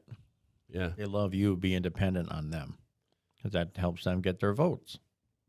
Republicans don't depend on the government. Majority of them. There probably are some welfare Republicans, obviously, but Democratic cities are run by Democrats, and all of them are a mess. Crime, poor. We're living it here. Yeah, well, look at Albany. Albany's a dump. Yeah. It's run by a Democratic mayor. And New York City, which isn't too far from us, is I actually haven't been there in a couple of years now. I used to be there all the time. I used to go there all the time. And I don't even want to, from what I see now, I don't even want to go there. Nope. I have no interest in New York. I used to love going to New York. I used to go lower Manhattan and downtown and go to, Lombardi's Pizza and, go to all the, and plus used to play in Manhattan too and in the band. And that was always fun. But it's like, why? I don't want to go. It's a war zone now. Yeah, no interest. They're not talking about that, though. We don't talk about the crime in New York. Yeah. No one hears about it. Yeah, we're getting a wrap up. Okay, coming right back with Lauren Snyder. Wait till you hear her story. She's great. See you in a bit. The media and politicians create terms like gun violence and ghost gun and assault weapon to change the narrative around guns in America. The entire anti-gun fear campaign is built on the reactive emotions of people who don't know any better. And the media seeks their support for gun restrictions. In Good Gun, Bad Guy, I give you the behind-the-scenes look into the mind of the anti-gun radical, because before we can defeat them, we need to understand their tactics. Good Gun, Bad Guy 2 exposes the media strategies used to create a perpetual state of irrational gun fear and hatred toward gun owners. Good Gun, Bad Guy 3 reveals the political motives behind the gun grab, why the left wants an unarmed population, and what we can do to thwart their efforts. The anti-Second Amendment radicals started this evil game. Good Gun, Bad Guy is the rule book they hoped you would never see. Go to goodgunbadguy.com to get your copy or purchase the entire series.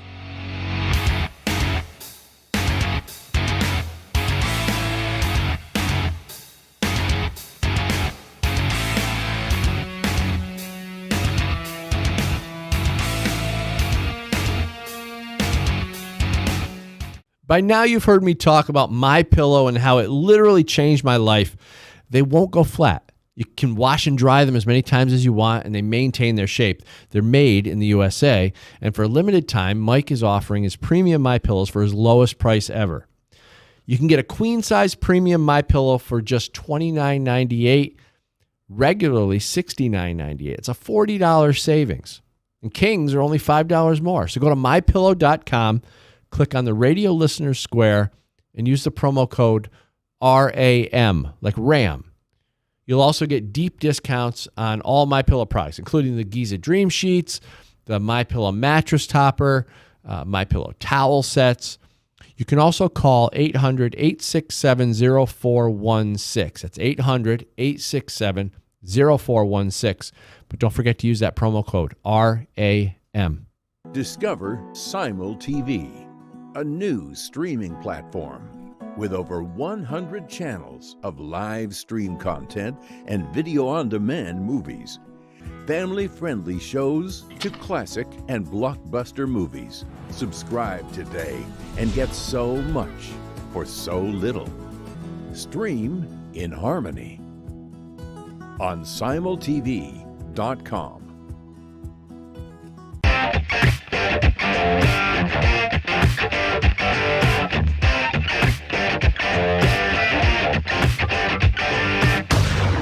All right, so it's obvious that Democrats and the political left just don't want people to have guns.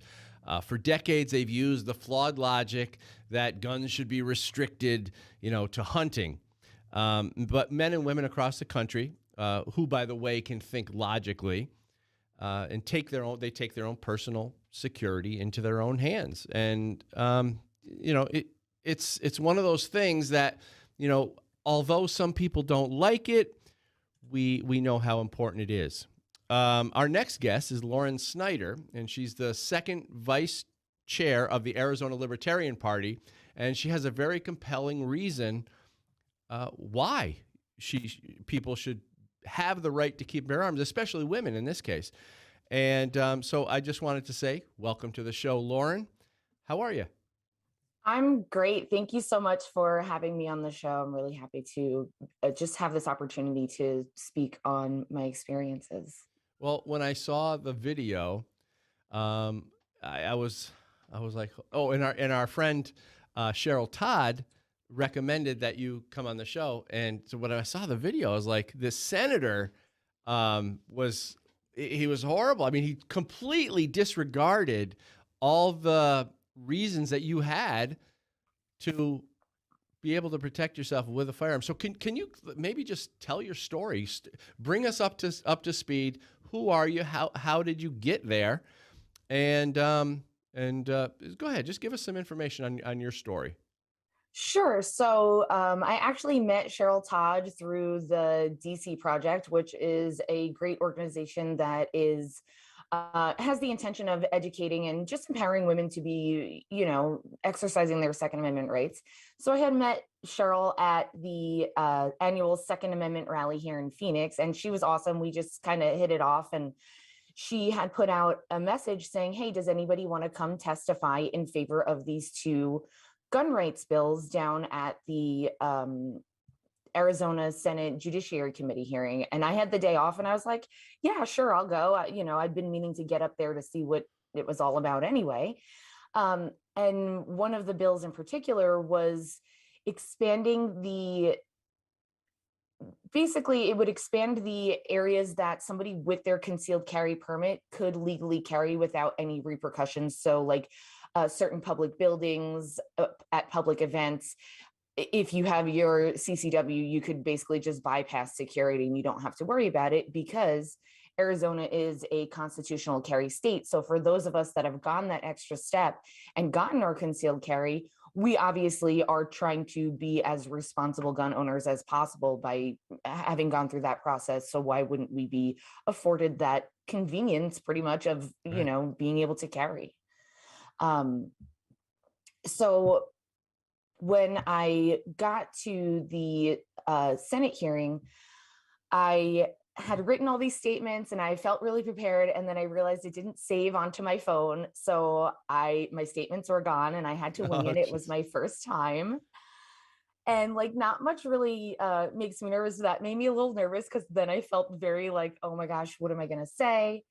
And that one bill that I was just referring to, I had realized it had a much bigger meaning to me because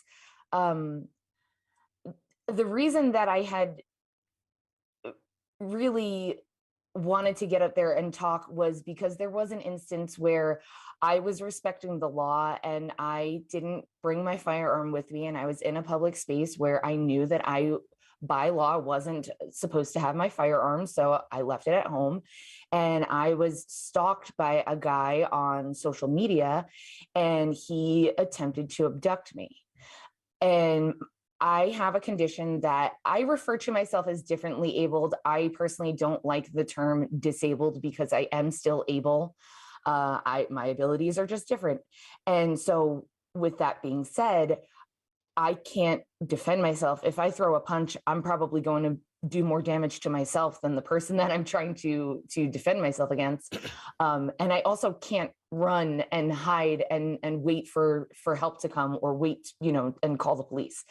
So that was very, very scary. And it was very sobering to realize that I can, you know, I'm can be seen as a pretty easy target, especially I have to use a cane sometimes or mobility aids. And that was just a really bad feeling, knowing that I did the right thing and I was being responsible. And then here comes this predator taking advantage of that, right? So I was going to speak on that. And then when I had left my statements didn't get saved, I was kind of going to just say screw it and not do it. And well, then, you know what they say, sorry to interrupt you, but you know what they say, the two scariest things are death and public speaking. So it was, and I was very much out of my element. I didn't know any of these people. I was terrified about, like, if you don't address the chairman first and then the committee, like, they can get very upset about that. So I was just like, oh my gosh, I don't want to screw this up. It was very nerve-wracking. So I almost was to the point where I was like, I'm not even gonna go into it. But then I ended up being the last person to testify in favor of the bill. And because there were so many people speaking on it, they had limited each person to 1.5 minutes. And before me, somebody from Moms Demand Action had gotten up there, and they more or less suggested that people who have been victims of abuse, experienced assault, this, that, and the third, they insinuated that these people shouldn't have to be subjected to being around firearms. And that really kind of lit a fire up under me, because I was like, first of all, you don't speak on behalf of me. You don't know everybody's story that has been through it, because having gone through stuff like that in my life was the exact reason why I wanted to get my concealed carry permit. So I tried. Those groups are awful, by the way. Moms Demand, Everytown, they are just so awful, and they have a good spin of propaganda and stuff, and people actually believe their nonsense. And we go through the statistics. We give them the information. We give them the statistics and the facts.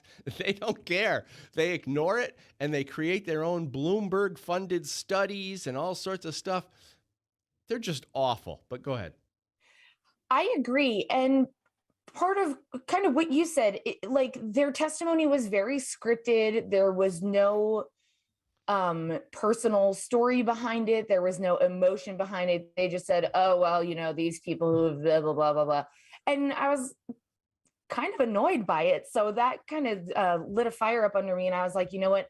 I'm just going all the way. I'm going full send on this. So I got up there and I took their point about people having been victims of abuse. And that was what I opened up with in my testimony, because I wanted to show that that's not a reason to disarm somebody. That's actually a reason for somebody to be armed. And it doesn't necessarily have to be a firearm, but any tool of self-protect, self-defense and being able to protect yourself. So I led with that. And that is part of what made it onto the clip that ended up going viral. And I told my story and I started to get really, so the story about the abduction attempt was actually something that nobody really knew. My husband knew about it, and maybe a very few of my friends knew about it, but like my family didn't know about it. It wasn't really something that I had talked about because I don't know, it was kind of embarrassing to be put in that situation. And I just, I didn't really make a big deal of it because I just kind of wanted to forget about it. I hate to say it, but that sometimes when stuff like that happens and it just completely blows you away, you're just like, I just have to get past it. Yeah, sometimes we try to delete that stuff. The real heavy emotional stuff, we try to sometimes just delete it. Our brain, it seems to be like a natural mechanism. Just like when somebody's in a bad car accident or something and they see death or a loved one dies or something like that, they can't remember, oftentimes, they can't remember the situation. But the cops and the investigators can give you a moment-by-moment description of what happened, but sometimes the person who actually experienced it can't remember a thing. It's amazing. Yes, and that is real. I actually, years ago when I was much younger, learned about that in a psychology class, that is a coping mechanism that our brains automatically do so that when you do experience something traumatic like that, you can get past it. Yeah. So it was something that I hadn't really talked about or thought about for a really long time. And my testimony kind of brought back that feeling of like, oh man, this really did happen to me, right? It was very trippy to be up there and speaking over a microphone and hearing my own voice telling this story, and also being worried about the clock and not wanting to ramble, but still get my point across. So I felt myself getting choked up, and I ended up just yielding the remainder of my time. I only spoke for, I think it was about a minute. And I just was like, hey, I don't have the privilege of being able to run away. That's another thing that I said. And I like to take these little words that especially, the Democrats like to use, like privilege. And I like to turn them against them. So I said, I held up my cane and I said, I don't have the privilege of running away and calling for help. I'm differently abled. I can't do that. I have to be able to defend myself. And then I yielded the remainder of my time because I could just feel myself getting very, worked up. And then I went and I sat down. And then after being that my testimony was the last one, the senators that were on the committee were then going to vote on it. Well, if you don't mind, can we play the video? And then I want to talk about the Senator Lupe Contreras. Would it be okay now to play that clip? Absolutely, okay. Yeah. All right, let's do that, and then we'll talk again, and you can elaborate more. But I think people have an idea now of where you were at that moment. Let's play the clip and watch the senator, and then we'll talk more. Go ahead. Let's play that.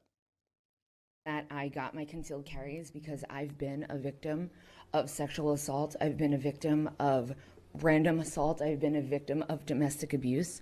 And I refuse to be a victim again. I don't carry because I want to harm others. I carry because I don't want to be harmed. My right to defend myself shouldn't change simply because of my physical location. I've said it many times that I'm a gun owner. I'm a hunter, and I'm a proud Democrat. I don't need to carry my gun on me at all times to feel safe. This is infuriating. Sorry. I don't walk around, run around, and drive around worried about somebody's going to shoot me, or somebody's going to hurt me, or somebody's going to do whatever. Why even walk around at that point? Stay home, behind closed doors. So, I mean, I do understand that, yeah, it is a right that we have. But some people just don't have that right. And some people just shouldn't have that right. And with that, I vote no. So, all right, couple things, Lauren, before I get you to comment. First of all, if you notice something about the anti-gun, the Democrats mostly, they'll say, well, I'm a gun owner, I'm a hunter, and this is supposed to somehow validate them in a way that you're supposed to now take them serious. But the next thing they say is, I'm a gun owner, but I don't think you should own a gun. I think we should have this restriction or that restriction. It's such a phony argument because they set themselves up to be this figure of authority because they own a gun. Now they're whatever they say is gospel. But really, I sometimes doubt if the gun that they own is nothing more than Grandpa's old war rifle that's been collecting dust in the attic for 50 years or whatever. So, all right. So, that being said, I want to know really what was your thought when you heard him be so contradictory and so to me, it was insulting to any gun owner, let alone a woman, where he's saying, I don't need a gun. So in other words, so nobody else should have one? What were your thoughts when you heard that? I'm sure you had time to think about what he said, Senator Lupe Contreras. Go ahead. What's your thought on that? Sure. So I'm very much a person that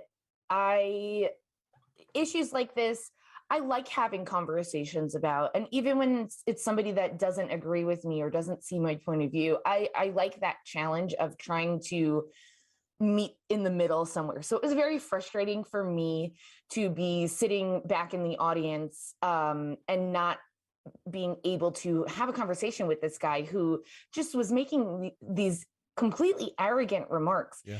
And for me, having been the last person that testified, having been the only person out of everybody that went up there that spoke about a personal situation and having a history of experiencing assault and violence, it was very frustrating to sit there and listen to this elected official say that right after.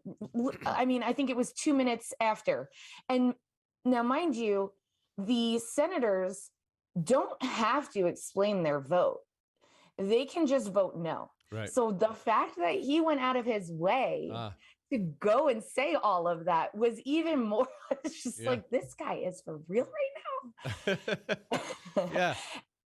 And so I ended up actually, there was one point where he said, I think when he said, well, just stay at home at that point. Yeah. I was like, okay, I'm going to let this guy know that I'm feeling some type of way. So I got up and I moved my chair. I was a couple of rows back. I moved my seat right in front of where he was sitting at his desk. And in that clip, it doesn't show it, but he sees me sit down right in front of him. And then he immediately starts backpedaling and he goes, well, you can sit there and stare at me all you want, man, but I'm not talking about you. I'm just talking about people in general. I have a mother and a wife and daughters and blah, blah, blah. And I was like, I just sat there and smiled at him because, you know what, if he's going to talk crap, I was going to let him at least say it to my face. Yeah. And then when he ended it on that note of, well, some people, yeah, I understand it's a right, but some people just shouldn't have that right. Oh, man. Did he not take an oath of office to uphold the Constitution? Yeah. Now all of a sudden he thinks he's judge and jury of who should and should not have certain rights. Yeah. Well, and then his comments to the point that you made were, I didn't take it personal so much as like, oh, that hurt my feelings, but you're insulting every single person out there that chooses to carry, no matter what their story is. You don't have to have been a victim of anything. You can just carry because it's your Second Amendment right to carry. And I support that. And this guy out here is trying to take that away from people. It was just crazy. And it's funny because, you know, you look at the political left, typically the Democrats, and they are supposedly support women in everything else except guns. It's this political policy hierarchy. They have certain policies that are more important to them, and they override other policies. But most often you'll notice that they contradict each other. So on one hand, they'll say we support women, and the other hand, they're saying we don't support women defending themselves with a firearm because the Second Amendment somehow is their nemesis. You know, they are just so bad. And aside from the policy perspective, I wanted to see, we talked earlier a little bit about Carol Bound from New Jersey, because I want to get your opinion on the self-defense portion. Carol Bound, if people don't know, was a woman in New Jersey who applied for her concealed carry permit. And she waited and waited, and there was a 30-day waiting period, and she called, I guess she called several times to see what the status was. And the reason she wanted it was because she was in an abusive relationship. So her husband or boyfriend, she had restraining orders against him, and the cops had been to the house, so there were multiple police reports. So everybody knew that this woman was in danger. She was trying her best to follow the law and get her carry permit so she could stop the abuse and so she could be able to protect herself. 30-day waiting period in Jersey, and it went 43 days. She still hadn't gotten her carry permit, and he stabbed her to death. The very man that she was trying to protect herself from, New Jersey, decided that she needed to wait. And it was their call. They knew best what should happen to Carol Bound. And ultimately, the guy she was trying to protect herself from killed her. I mean, don't these people take this stuff into consideration? Don't they understand?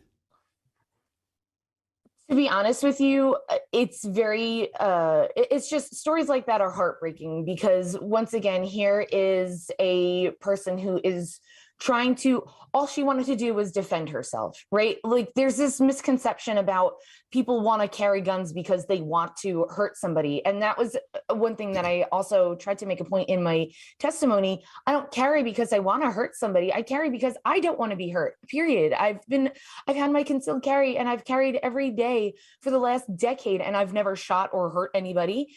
So it's very just heartbreaking to hear these situations. And that story resonates quite a bit with me because I'm originally from New York and I chose to leave because one of the biggest reasons was it's impossible to defend yourself in those states. In New York, and it's very similar to New Jersey, but it's about a 1-year process with all of the interviews. They interview your neighbors, they interview your family members if you want to get your concealed carry. And that's if they even grant you the right to get your permit. And I kind of got to the point where I also was looking into the laws, how they were written then, that, you know, if you even use a pen and you stab somebody with a pen and it's in self-defense, well, you're probably screwed too. And you're probably going to catch some charges. And if the person that assaulted you runs away and you as a responsible citizen call the police, you're probably going to be the one that's going to get charges. And we're in New York. I'm in New York. And so you know. Yeah. Believe me, I know. So we have well, first of all, New York is a may issue, so they may issue if they feel you deserve to exercise your God-given right. And then you have you're right. There's a 1-year probation period where you get your permit and you get to use that to and from. You get to carry to and from target or hunting. Then you got to wait another whole year before you can take another course, more training, more money. And then you get your unrestricted. It's just, It is. It's outrageous. Plus, in New York, we have duty to retreat laws. We've got equal force laws. We got all sorts of nonsense. Pretty soon, you won't be able to use your fists in New York to defend yourself. So, luckily, in other states, like right now, we're talking a lot about constitutional carry. We've got 25 states now. Georgia's supposed to sign on Tuesday to be the 25th constitutional state. But you are part of an organization called the DC Project, which has a representative, at least one representative, in every state, right? Can you tell us more about the DC Project? Yeah, so the DC Project is something that I have recently got involved with, and they do have a state representative, and it's just a really awesome organization.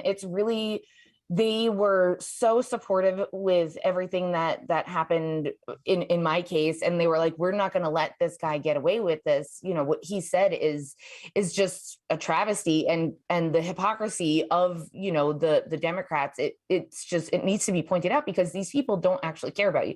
So it's really awesome to be involved with this great group of women that just want to take action, and they just want to educate people. And one of their slogans is like, educate, not legislate, because that's what's most important. You can have only people who follow the laws are going to be the ones that are actually doing the right thing. If a bad person wants to commit a crime, they don't care that it's illegal, right?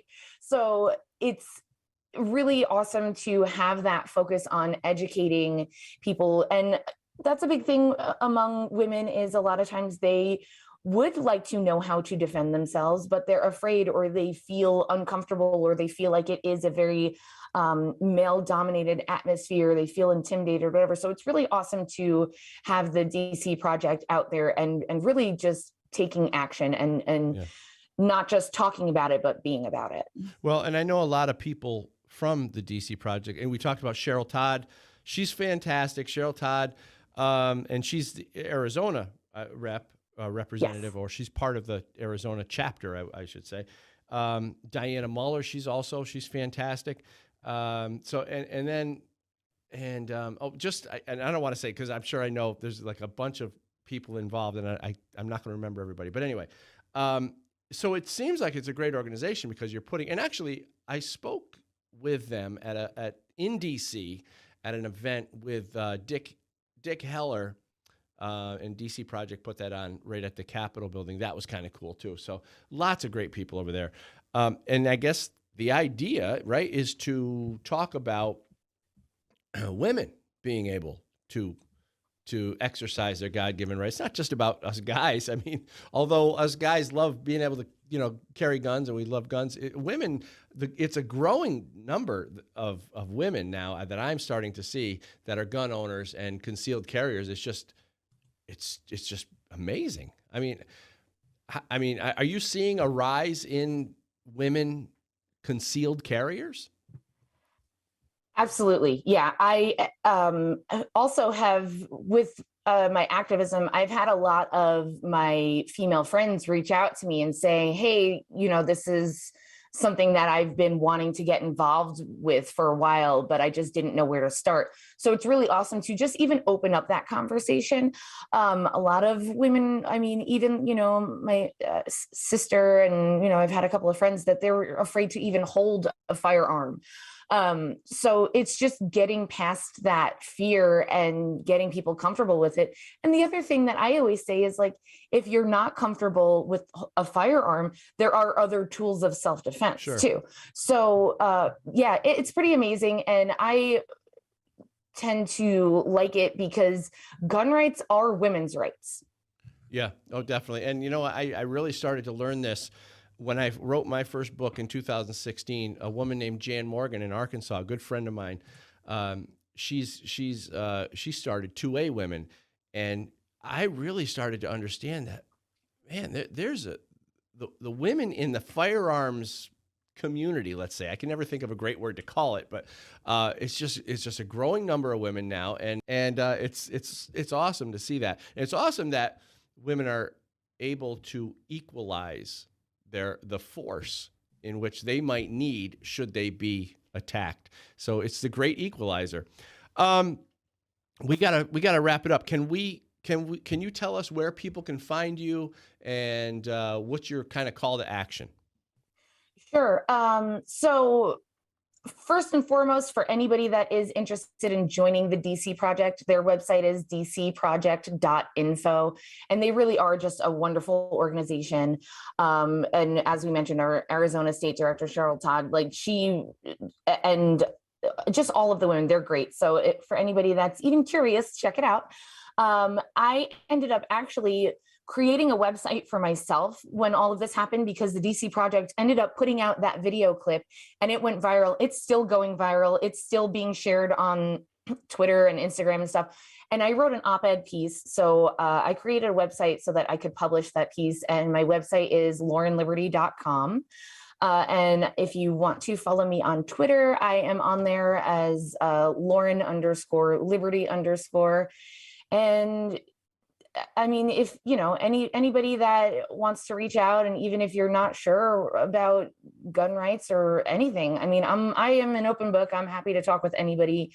And even if somebody has opposing views, I'm happy to meet somebody in the middle and talk about it too.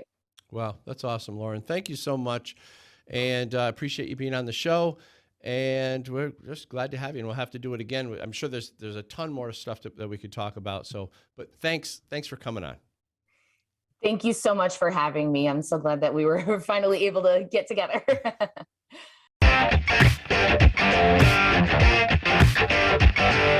Thanks so much for watching The Loaded Mic on YouTube, Rumble, Simul TV, and Right America Media. You can also catch the podcast on Apple Podcasts, Spotify, Anchor, whatever your favorite podcast app is, we're there. I'm Dan Wass, and the Second Amendment is not a privilege, it's your right.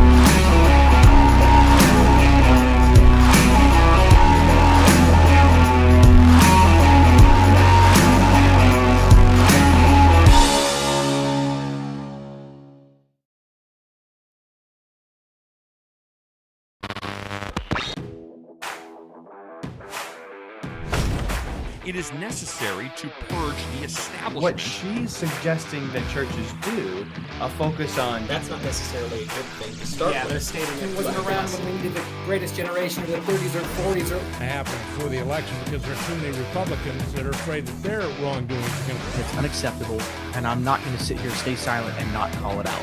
I'm calling out their lies. Do they think that we are so stupid that we will